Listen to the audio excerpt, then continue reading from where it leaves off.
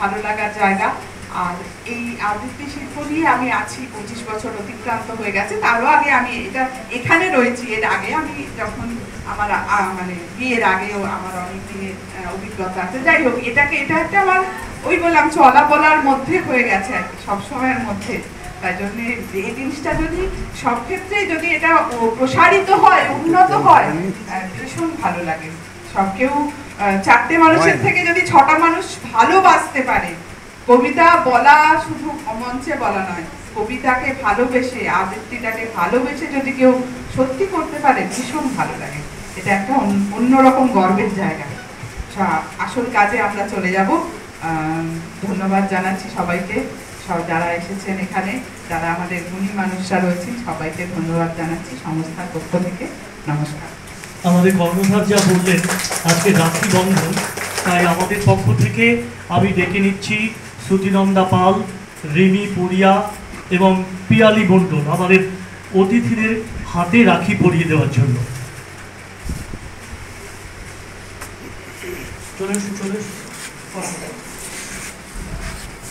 রবীন্দ্রনাথের কথা বলতে হবে, জানো সেই কবিতার কলাইন বলতে হবে, আজিয়ে প্রভাতে এসেছি। আপনি বলতে থাকুন।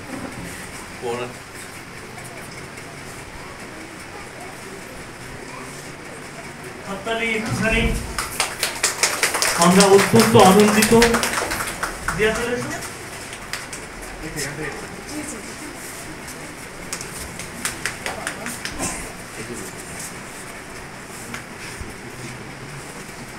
এবার আমি আমাদের যে সদস্যরা রয়েছে তাদের অনুরোধ করছি,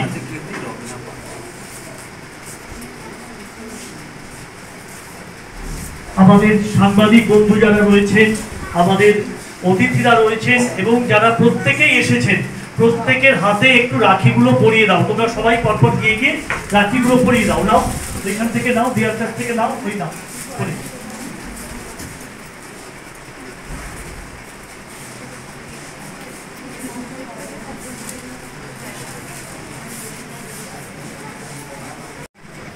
সাংবাদিক দিলীপ ঘোষ মশাই এসছেন।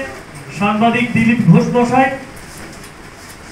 সবার হাতে রাখি পরিয়ে দাও। আমাদের যারা সদস্যরা রয়েছে, আমাদের সবাইকে আমরা আজকে রাখির বন্ধনে বেঁধে নিতে চাইছি। আমাদের যারা সদস্যরা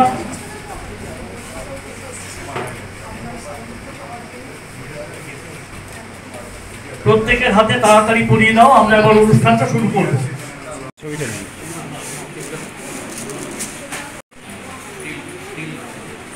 25 বছরের উপরে দূরদর্শন এবং আকাশবাণীর সঙ্গে যুক্ত রয়েছেন বহু টিভি চ্যানেলের সঙ্গে।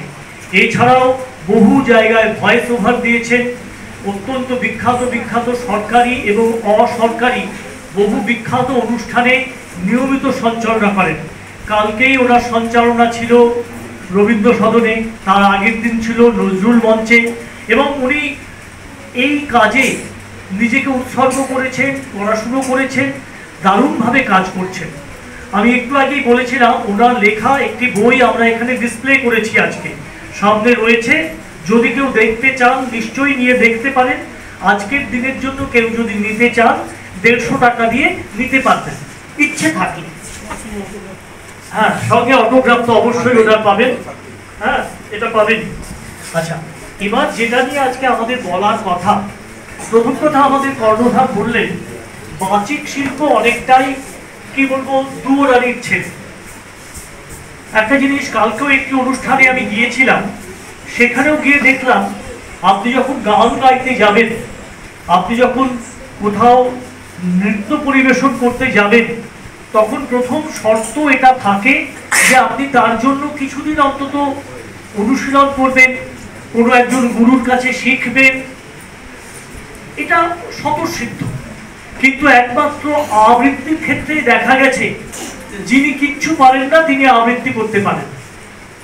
কোন রকমে একটি কবিতা মুখস্থ করে কিংবা মুখস্থ না করে স্টেজে দাঁড়িয়ে পড়লেই সেটা আবৃত্তি হয়ে যায়। এবং সেই জন্যই ব্যাপারটা এমন জায়গায় দাঁড়িয়েছে যে এই ব্যাপারে ছেলে খেলা হচ্ছে। যদিও এটা ভালো কথা, এখন আবৃত্তির চর্চা শুরু হচ্ছে, তবু আরেকটা ব্যাপারও চারদিকে খুব খারাপভাবে দেখতে পাচ্ছি, ওনারাও সেটা বলতে পারবেন। আমরা দেখতে পাচ্ছি এমন এমন ছেলেমেয়েরা, কেউ হয়তো 2 বছর আবৃত্তি শিখেছে, 2 বছর কোথাও 2-4 বার 2-একটা সংস্থায় গেছে, সেই পাড়ায় আবৃত্তির স্কুল খুলে ফেলেছে। আবৃত্তির বেসিক জানে না, 10 জন কবির নাম শোনেনি, 10টা কবিতা পড়েনি, কিন্তু আবৃত্তি শুরু করছে। এবার দ্বিতীয় অংশ রয়েছে আবৃত্তি নিয়ে। আপনারা জানেন আমরা গত কয়েক বছর ধরে আমাদের ডায়মন্ড হারবারে এটা 26 বছর পূর্ণ হলো আবৃত্তি চর্চা এই সংস্থা। এর আগে আপনারা অনেকেই জানবেন গোটা অবিভক্ত মেদিনীপুর জেলার যে দ্বিতীয় আবৃত্তি চর্চা কেন্দ্র কথা ছন্দ, সেটা আমি এবং 5-6 জন মিলে মেদিনীপুরে শুরু করেছিলাম। এখন ব্যাপার যেটা হচ্ছে, সঞ্চালনা একটা আলাদা মাধ্যম হিসাবে উঠে আসছে। যে কোনো অনুষ্ঠানে সঞ্চালকের ভূমিকা কিন্তু অনস্বীকার্য। একজন সঞ্চালক হতে গেলে তাকে কিন্তু আগে ভালো পড়াশুনো করতে হবে, বিষয়টি সম্পর্কে জানতে হবে, যে বিষয়ে তিনি সঞ্চালনা করবেন সেই অনুষ্ঠানটি সম্পর্কে জানতে হবে। আমি যদি 22শে শ্রাবণের কোনো অনুষ্ঠান নিয়ে সঞ্চালনা করতে আসি, 22শে শ্রাবণের তাৎপর্য কি, রবীন্দ্রনাথ সম্পর্কে 2-4টে কথা না জেনে শুধুমাত্র গলা কাঁপিয়ে বলে যাওয়া কিন্তু সঞ্চালনা নয়। এখন সঞ্চালনা একদিক থেকে যেমন যাতে উঠছে, তেমন একটি কথা বলে রাখি যে সঞ্চালনা ধীরে ধীরে কিন্তু অর্থাগমের উপায় হচ্ছে। আবৃত্তি সম্পর্কে আমরা যেটা বলতে থাকি, আবৃত্তি শিখতে গেলে প্রথমে উচ্চারণ, কণ্ঠস্বরের জড়তা দূর, এ ব্যাপারে প্রচুর কাজ করতে হয়। সেই জন্য আমি অনেক সময় বলে থাকি সবার জন্য আবৃত্তি। আবৃত্তি করবেন মানেই যে তিনি অনুষ্ঠানে পারফর্ম করবেন তা কিন্তু নয়। আবৃত্তির প্রাথমিক পাঠ যদি আপনার নেওয়া থাকে তাহলে আপনার প্রাত্যহিক জীবনে সুবিধে হবে। আপনি যখন কোনো ইন্টারভিউ দিতে যান, তখন যদি আপনার হাত পা কাঁপে, কথা জড়িয়ে যায়, আপনার কিন্তু ইন্টারভিউ সফল হবে না। যিনি বক্তা, তথাকথিত এখন তো সামনে ভোট আসছে, ভোটে যারা রাজনৈতিক বক্তা, দেখবেন অনেকের বক্তব্য কিন্তু আমরা শুনি মন দিই, অনেকের বক্তব্য শুনি না। কেন? তার বাচন ভঙ্গির জন্য। এই আপনারাই কিংবা আমরা ছোটবেলায় খেয়াল করে দেখবেন অনেক মাস্টারমশাই ক্লাসে, আপনারা করতেন কিনা জানি না, আপনারা হয়তো ভালো ভালো ছেলে মেয়েরা, আমি অনেক মাস্টারমশাই ক্লাসে বসে পেছনে কাটাকুটি খেলতাম, ছোট ছোট কাগজের বল তুলে ছুঁড়ে বাঁধতাম। মাস্টারমশাইরা আছেন রাগ করতে, কোথায় গেল এইটা একটা রোমিও জুলিয়েটের মতো। শোনেন,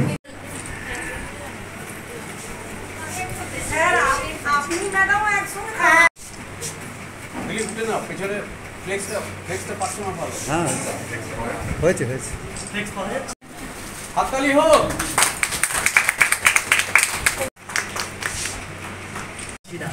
ডায়মন্ড হারবারে এবং আপনাদের কাছ থেকে যে ভালোবাসা আমরা দুজন পাচ্ছি, আমরা সবাই পাচ্ছি, ফেলে দেওয়ার একবার করতালি দাদা এত সুন্দর করে কথা বলছিলেন। আর শুক্লাদি একটু গম্ভীর, অনেকটা গৌতম গম্ভীরের মতো, কিন্তু তাহলেও শুক্লাদি আমাদের সঙ্গে আছেন। আমরা পরে কোচ হিসেবেও ভালো, রাইট, ভালো কোচ। আচ্ছা, আমরা একেবারে একটু আলাপ করি যারা যারা এসেছেন। আমরাও সবার সঙ্গে একটু আলাপ করব, কেননা যারা এসেছেন তারপরে আমরা আমাদের কাজকর্ম শুরু করি।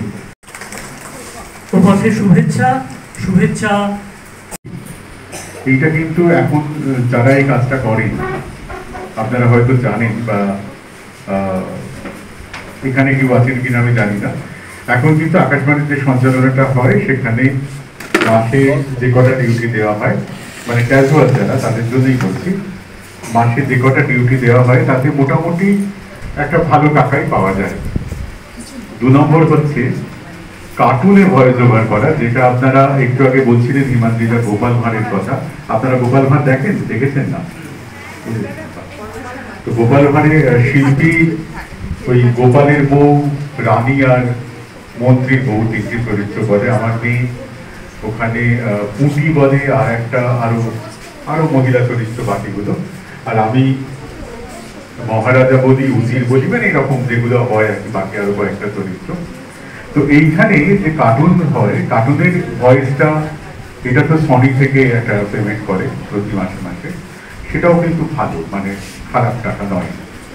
তারপরে আমাদের, আমি জাস্ট একটু ছোটদের জন্য বলছি, যেটাকে পেশা হিসেবে দিলে কোন জায়গায় আসা যায়, মানে আমরা তো শুধু এই কাজটুকুই করি, তো সেটা করার জন্য যে যে কাজগুলো করতে পারা যায়, আর বিজ্ঞাপনের প্রচুর ভয়েস ওভারের কাজ করি এবং করতে পারেন আপনারাও, এবং বিজ্ঞাপনের ভয়েস ওভার করলে প্রচুর অনেক রকমের কাজ করা যায়। আমি বিশেষ করে বলছি, ছোট ছোট দোকান, রাস্তায় প্রচুর মাইক ভ্যানের প্রচার, সেগুলো তো রয়েছে।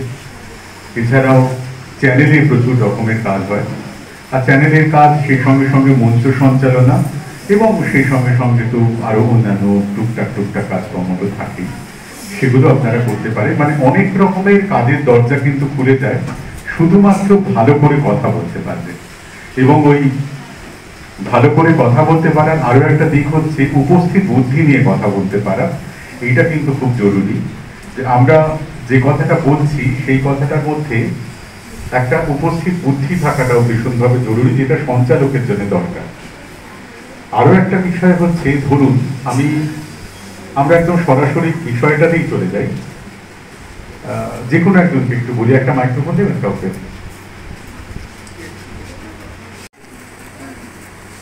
আমার নামও বলতে পারিস।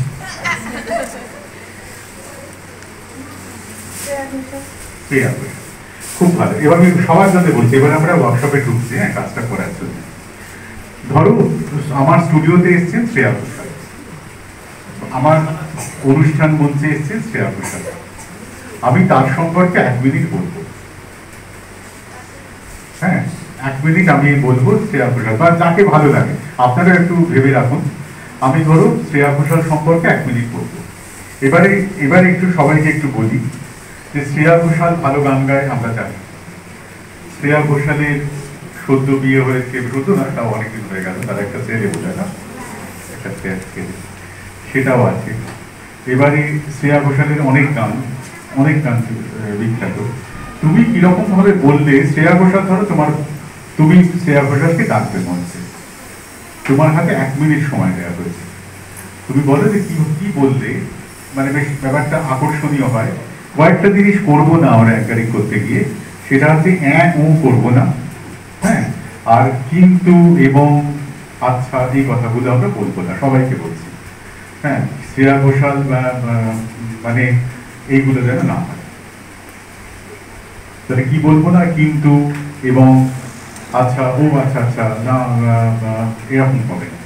শ্রেয়া ঘোষাল নিয়ে 1 মিনিট, যাকে যার ভালো লাগে, আমি ওকে দাঁড় করিয়ে দিয়েছি বলে নয়, আমি সবাইকেই বলবো একটু ভেবে রাখুন নিজের জন্য, যে যাকে ভালো লাগে, যে কোনো একজন স্পিকার, আমরা সেটা দিয়ে শুরু করি। যে আমরা তিনি আমাদের কাছে এসছেন, তিনি আমাদের স্টুডিওতে এসছেন, ফলে শ্রেয়া ঘোষাল অনেক বড় বিষয়, ধরো তিনি আমাদের স্টুডিওতে এসছেন, তোমার ধরো মনে হলো যে রাঘব চট্টোপাধ্যায় এসছেন, হতে পারে, তোমার ধরো মনে হলো দেব এসছেন, হতে পারে, যে কোনো কেউ, তো যে কেউ, কিন্তু বলতে হবে 1 মিনিট। সবাইকে বলছি 1 মিনিট তোমার জন্য সময়, আমরা সময় দেখবো, কিন্তু করবে না। না, আমাদের তো ভাবতে দেয় না কেউ, এটাই তো মুশকিল। মানে আমরা যখন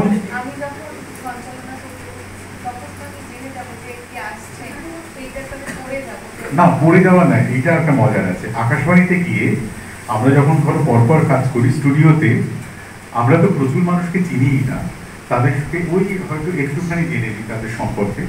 ধরো হুয়ের কোনো ডাইরেক্টর এসছেন, তাকে আমরা চিনি না, কিন্তু ধরো চিনি আমরা, ধরো হৈমন্তী দেবেন, এই গত পরশুদিন এসেছিলেন হৈমন্তী, তাহলে হৈমন্তী এসছেন, আমরা হৈমন্তী, খুব আচ্ছা হৈমন্তী, তাহলে বলতে আমরা শুরু করে দিলাম। তাহলে হৈমন্তী শুক্লা সম্পর্কে আমাকে প্রচুর ভাবতে হবে না। মানে আর একটা কথাও বলছি আমি সকলের জন্য, কলকাতার স্টুডিওতে জেনারেলি, মানে কলকাতায় আমরা যাদের পাই, আমি আমার জীবনে শ্রেয়া ঘোষালকে 2 বার পেয়েছি, আশা বোস থেকে 1 বার পেয়েছি, সেটা আমাদের খুব বড় অভিজ্ঞতা, আমার আর শিল্পী। আর আশাবন্ধের অনুষ্ঠানে ওদের ওখানে মানে আমরা হলদিয়া মেলায় গিয়েছিলাম, হলদিয়া মেলা শেষ দিন আশা ভোসলে এসেছিল। আপনারা যদি হলদিয়া মেলা গিয়ে থাকেন তাহলে হলদিয়া মেলা শেষ দিন আশা ভোসলে এসেছিল, আর প্রথম দিন বোধহয় কপিল দেব এসেছিল, সেবারে আমরাই মনীষা কৈলাস এসেছিল। যাই হোক, এগুলো অনেক বড় প্রোগ্রাম, হ্যাঁ অনেক বড় স্ট্রাকচারের প্রোগ্রাম। আর আমাদের জীবনের একটা অদ্ভুত অভিজ্ঞতা, তুমি একটু ভাবো, আমি ততক্ষণ তোমাদের সবাইকে শেয়ার করি না, দাঁড়িয়ে থাকো, আমিও দাঁড়িয়ে। তো একটা অভিজ্ঞতা আমি শেয়ার করি সবাইকে। আমি আর শিল্পী একটা অনুষ্ঠান করেছিলাম নজরুল মঞ্চে। সেই অনুষ্ঠানে কে কে সঙ্গীত পরিবেশন করেছিলেন আপনারা নিশ্চয়ই সবাই জানেন। তো আমরা কে কে সেই অনুষ্ঠানে 20টা গান গিয়েছিল। আমাদের সঙ্গে কে কে যে সেক্রেটারি, তার কথা হয়েছিল যে 4টে করে গান, একটা করে কমার্শিয়াল ব্রেক, এবং সেই ব্রেকে আমরা একটু বলবো, কেন কে কে একটু রেস্ট নেবেন, আবার কে কে মঞ্চে আসবে। তো এইরকম করে করে ওদের টোটাল গান। তো আমার মেয়ে প্র্যাকটিক্যালি অনেক বেশি উত্তেজিত হয়েছিল, কে কে কে দেখে হ্যান্ডশেক করেছে, যেমন হয় আর কি, কে কে জন্য সবাই খুব ভক্ত। অনুষ্ঠানটায় কে কে বেরোলো, আমরাও বেরোলাম একসঙ্গে, এবং তার আগে প্রচুর কথাবার্তা হয়েছে। আমরা বাড়িতে এসেছি, বাড়িতে আসার পর আমাদের যে ছেলেটি গাড়ি চালায় সে আমাকে বললো যে আপনি টিভি দেখুন, আপনারা যার ফাংশন করছিলেন সেই লোকটা না মরে গেছে, ঠিক এই ভাষায়। আমরা তো বুঝতেই পারছি না ব্যাপারটা কি হয়েছে, মাথাতেই আসছে না যে কে কে ওই রকম একটা মানুষ, এতক্ষণ যাদের সঙ্গে আমরা কাজ করলাম, তিনি হঠাৎ করে কি করে মারা গেলেন। তো সেই একটা অদ্ভুত অভিজ্ঞতা। তার আগে ধরো নজরুল মঞ্চে ওই ওপর থেকে উনি লাফাচ্ছেন, ভর করছেন। হিন্দি যারা গান করে তারা অনেক ফিজিক্যালি ফিট হয়, সোনু নিগম টিগম ফিজিক্যালি অনেক ফিট গানের জন্য। তো এরা ওই কেকের ওই অনুষ্ঠানটা আমাদের কাছে একটা অদ্ভুত অভিজ্ঞতা, মানে আমাদের জীবনের, এবং সারা রাত্রি আমাদের কাছে দেশের সমস্ত মিডিয়া এবং কলকাতার মিডিয়ারা তো আছেই, সারা বাড়ি লোক, কারণ আমরাই ওইখানে একদম শেষ উইটনেস ছিলাম বলা যেতে পারে। এবং পরের দিন কাগজেও এটা নিয়ে প্রচুর খবর, কেকের মারা যাওয়ার খবরটা, এবং আমরা বারবার করে বলেছি যে ওনাকে একবারও দেখে মনে হয়নি যে উনি মারা যাওয়ার মতো কোনো ঘটনা ঘটেছে। ঘামছিলেন সবাই, আমরাও অনুষ্ঠানে গিয়ে ঘামতেই পারি। কিন্তু সেইটা তো বড় মানুষটা, যারা বড় আর্টিস্ট, আমরা আশাজিকেও দেখেছি, একটা আশাজির অনুষ্ঠান মানে তো 2.5-3 লক্ষ লোক হবে, এটা তো স্বাভাবিক। তো কেকের প্রোগ্রামে প্রচুর লোক হবে, কেকেরা তো এই বিষয়গুলো হ্যান্ডেল করতে অভ্যস্ত, সেটা তো বলে তারা তো এটা পারবেনই করতে। চলো, তুমি একটু ভেবে নিয়েছো, শ্রেয়া ঘোষাল নিয়ে বলো 1 মিনিট। সবাইকে বলছি, আমি যে কোনো মানুষের তো জিজ্ঞেস করতেই পারি।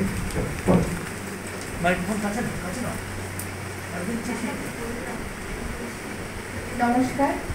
নমস্কার ম্যাম, আমাদের মঞ্চে আসছেন শ্রেয়া ঘোষাল। এবার এই শ্রেয়া ঘোষাল সম্পর্কে নমস্কার, পুরস্কার, তিরস্কার ভুলে যাও, আর সবাইকে নমস্কার বলার কোনো দরকার নেই। হ্যাঁ, মানে একদম স্ট্রেট অনুষ্ঠান। মানে আপনারা ভেবে রাখুন, এরপরে কিন্তু বান আপনাদের কাছে যাচ্ছে। অতএব যাকে ভালোবাসেন তার সম্পর্কে যদি ভালো না জানেন, ভালোবেসে তার নাম বলবেন না, ধরে ফেলবেন কিন্তু ক্ষমাত করে। এখন আমাদের মঞ্চে আসছেন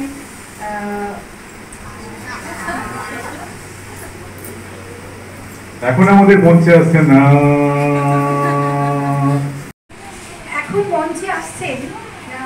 একটু ওয়েট করুন, তাকে আসার আগে আমি একটু ইন্ট্রোডাকশন দিয়ে দিই। তার কোনো পরিচয় লাগে না, তিনি বাংলা হিন্দি সমস্ত কিছু কাঁপিয়েছেন, বাঙালি সঙ্গীত শিল্পী। কে বলুন তো, গেস করতে পারছেন কিছু? বাঙালি সঙ্গীত শিল্পী, বাঙালি মেয়ে এবং বাংলার কিংবদন্তি সঙ্গীত শিল্পী, যাকে দেখলেই সঙ্গীত প্রেমীরা পাগল হয়ে যাবে। আমি তাকে এক্ষুনি মঞ্চে ডেকে নিচ্ছি আমাদের সবার প্রিয় সেই বিখ্যাত গায়িকা শ্রেয়া ঘোষাল।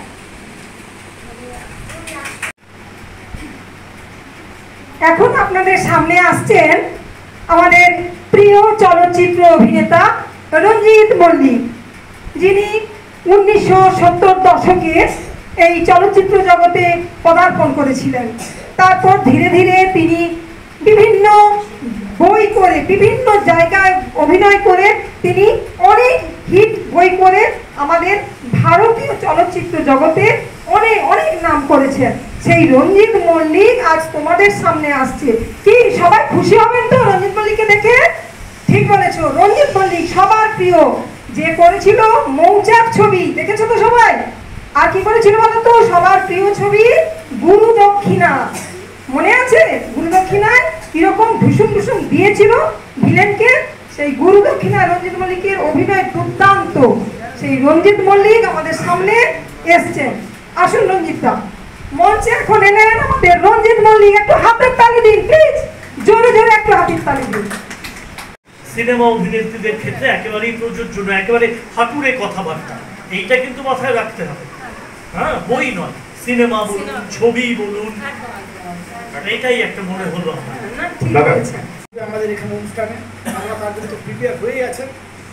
আপনারা দেখেছেন, অনেক নাট্যকার দেখেছেন, অনেক নাটক করে দেখেছেন, নাটক করতে দেখে আপনারা আশ্চর্য হয়েছেন।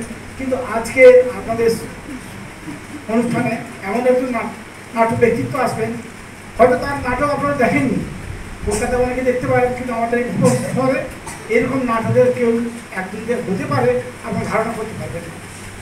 একদম স্মৃতিশক্তিতে এমন বিখ্যাত মানুষ, এমন সুন্দর নাটক করেন, এমন প্রকৃতভাবে যে নাটক করতে চান।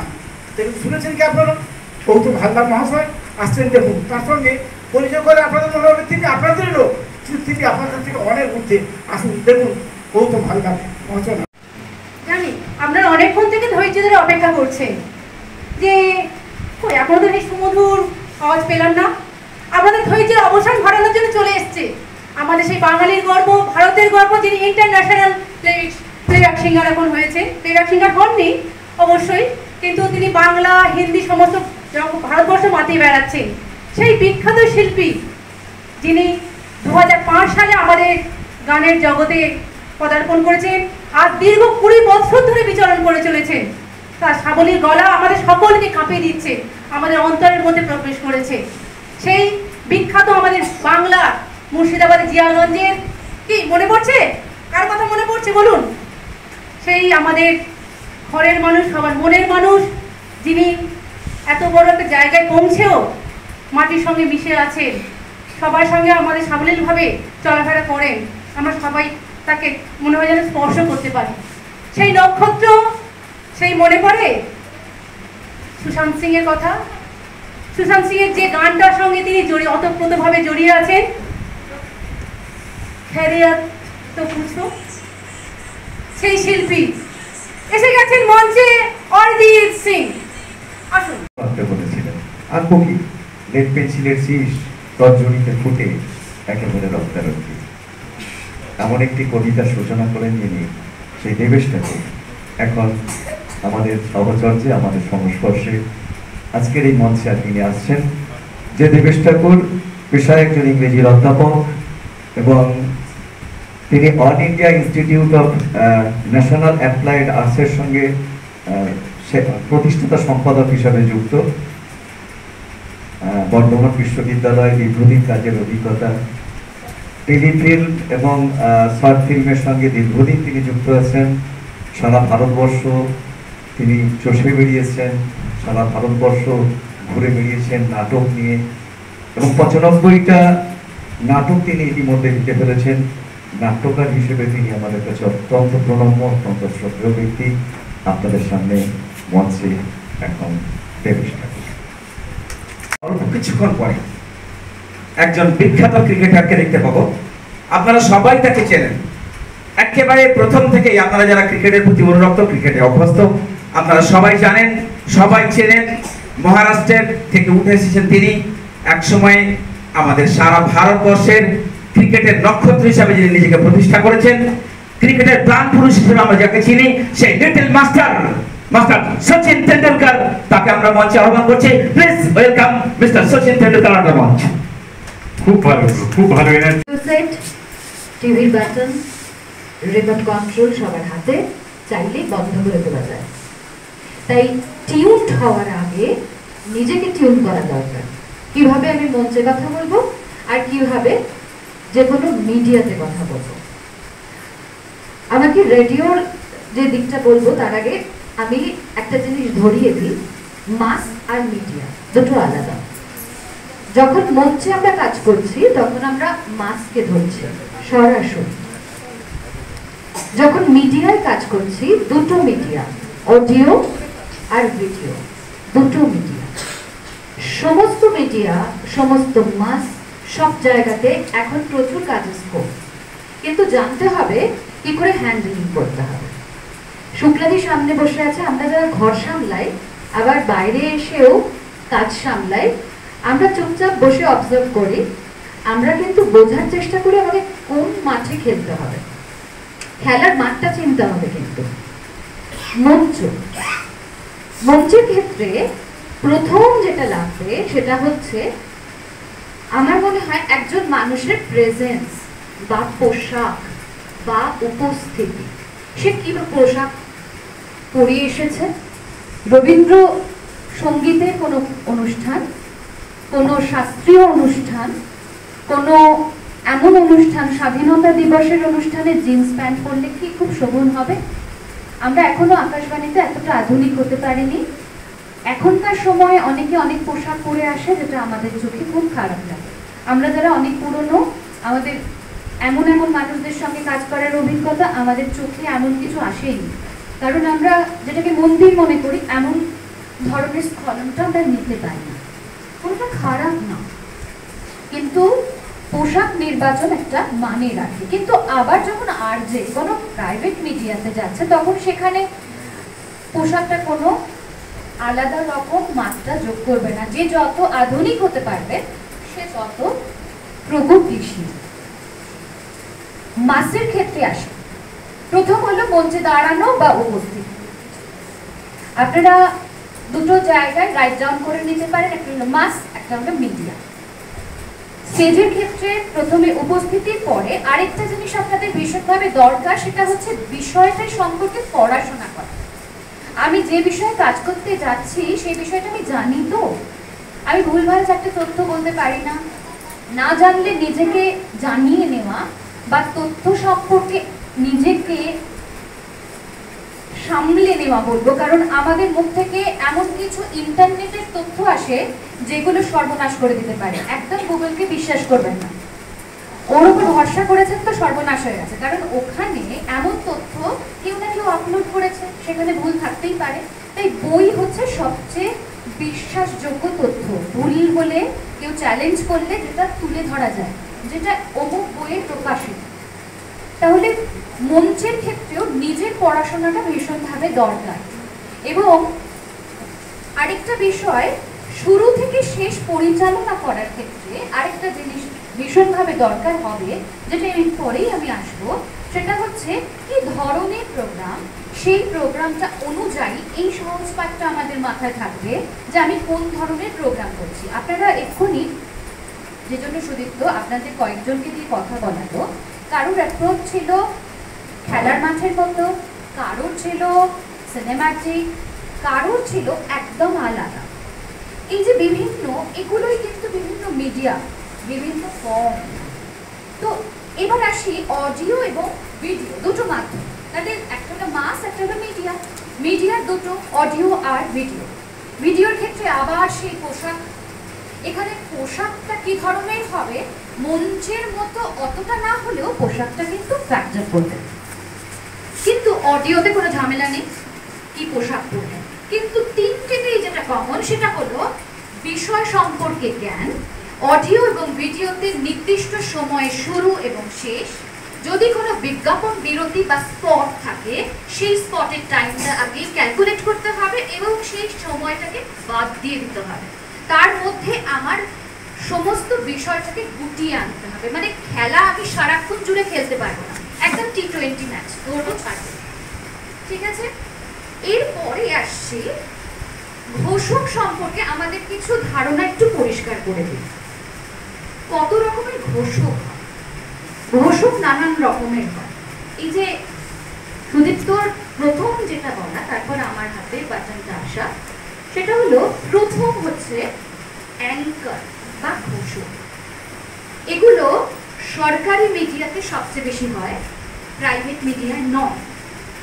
সরকারি মঞ্চ, সরকারি মিডিয়া, মাস এবং মিডিয়ার ক্ষেত্রে ঘোষক বা অ্যাঙ্কার অন, যার কাজ হচ্ছে অ্যাঙ্কার করে রাখা বা নম্বর দেওয়া। আমি পরবর্তী শিল্পীর নাম ঘোষণা ছাড়া অতিরিক্ত একটাও শব্দ বলতে পারি না, সেখানে শ্রেয়া ঘোষাল থাকলেও না। যখন 22শে শ্রাবণের প্রোগ্রাম চলছে, গতকাল সতীর্থ ছিল, আমার সোমবার দিনকে আছে, সরকারি অনুষ্ঠানে অতিরিক্ত আমি কোনো আবেগ কাউকে দেখাতে পারবো না কেমন হয়েছে অনুষ্ঠান জানা সত্ত্বেও। শ্রদ্ধা স্মরণ করছেন অমুক, শ্রদ্ধা জানালেন টুসু, শেষ। সর্বনিম্ন তাপমাত্রা সম্ভবত -32°C এবং 27°C। এই মাইনাসের সময় বরফ করে মরে যাবে। না দেখুন ভালো করে। সর্বোচ্চ তাপমাত্রা -31.2°। হ্যাঁ, মাইনাস তো হবেই।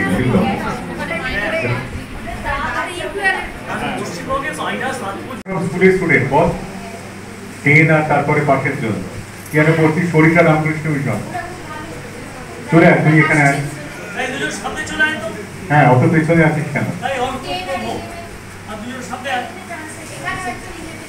এটা তো একদম পরিষ্কার বঙ্গানুবাদ, কিন্তু বঙ্গানুবাদ করার একটা নির্দিষ্ট পদ্ধতি আছে।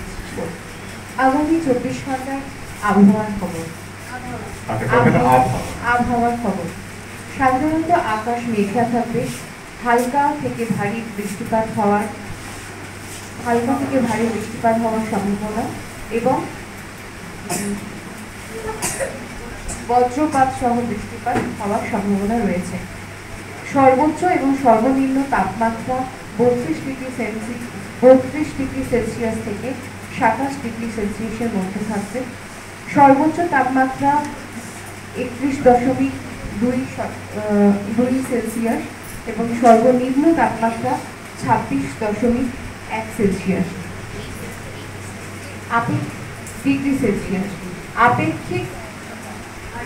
আপেক্ষিক আর্দ্রতা 97% এবং সর্বনিম্ন আপেক্ষিক আর্দ্রতা 81%।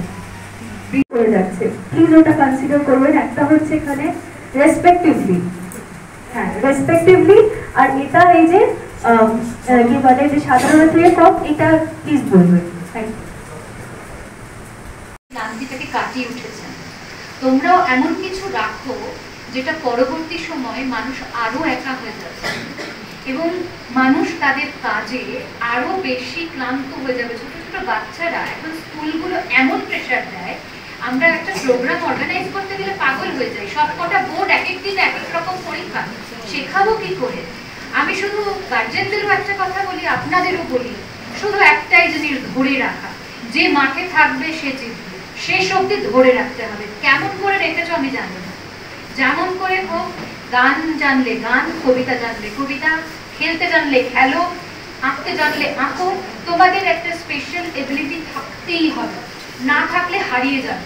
কারণ প্রত্যেকে কিন্তু চর্চা করছে খেটে খুঁটে। আমি জেলার স্টুডেন্টদের পড়িয়ে দেখেছি, বাবা কি মানে প্রচন্ড অধ্যাবসা, এবং প্রত্যেকে কিন্তু পড়াশোনার পাশাপাশি সব রাখছে। পড়াশোনার চাপ আছে গো, কিন্তু সবাইকে বলবো বাচ্চাটাকে ধরে রাখো। স্যার ম্যাম রয়েছে। আচ্ছা, আমি একটু বাংলাটা পড়ে দিই। স্থানীয় পূর্বাভাস বা স্থানীয়ভাবে আবহাওয়ার পূর্বাভাস অথবা আবহাওয়ার কলকাতা ও তার পার্শ্ববর্তী অঞ্চলের জন্য বিজ্ঞপ্তি, যে কোনো একটা। আগামী 24 ঘন্টার জন্য পূর্বাভাস, মূলত পরিষ্কার আকাশ,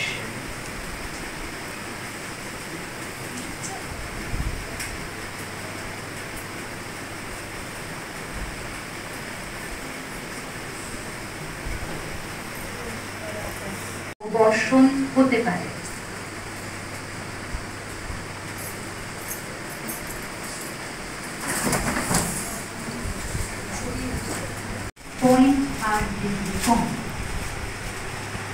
সর্বনিম্ন তাপমাত্রা ছিল 26.1°C, স্বাভাবিকের থেকে 0.4° তাপমাত্রা কম।